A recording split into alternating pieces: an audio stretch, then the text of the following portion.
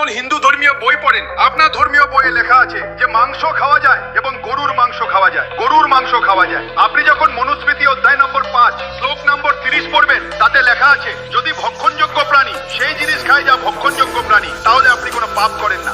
ন মাংস ভক্ষণে দোষু ন মগে ন চ মেথুনে প্রবৃত্তি রেশা ভূতানা নিবৃত্তস্তু মহাফলা। এই শ্লোকের মধ্যে সরাসরি লেখা আছে যে মানব জাতির একটি প্রবণতা হলো মাংস খাওয়া, মদ্যপান করা এবং যৌন সঙ্গম করা। এই সমস্ত জিনিস থেকে যদি কেউ উপরে উঠে আসে তাহলে সে আধ্যাত্মিকভাবে শক্তিশালী হয়। এতে গরুর মাংসের কথা কোথায় লেখা আছে? পুরো বইটাতে গরুর মাংস সম্পর্কে কোথায় লেখা আছে? আর এটা বিশেষভাবে কোথায় লেখা আছে যে গরু খাওয়া হিন্দু ধর্মের সঠিক বলে মনে করা হয়েছে? এ কেমন পণ্ডিত যে জানে না যে হিন্দুকে ধর্ম বলে, ইসলামকে মজহাব বলে। মজহাব সাধারণত একটি সংগঠিত ব্যবস্থাকে বর্ণনা করে যেখানে নির্দিষ্ট লাভ, নির্দিষ্ট বই এবং নির্দিষ্ট নিয়মের মতো বাঁচতে হয়। ধর্মের আলাদা আলাদা অর্থ আছে, যেমন মূল্যবোধ, মহাজাগতিক শৃঙ্খলা, কর্তব্য। পণ্ডিত হয়েও এ জানে না যে হিন্দু ধর্ম এবং ইসলাম মজহাব। এই শুরু থেকে শেষ পর্যন্ত এবং এখনো পর্যন্ত যত হিন্দু আছে তাদের মগজ ধোলাই করে। এর কোনো ভিডিও যদি আপনার সামনে আসে এসব বাজে কথা বলে, ভালো করে পড়ুন, নিজে খুঁজে পড়ুন, নিজে মানেটা বের করুন যে আসলে কি। কেউই এতগুলো গ্রন্থ পড়ে বসে নেই, তাই তাদের জ্ঞান ততটা নেই। ফলে এটা খুব সহজে মগজ ধোলাই করে নিতে পারে।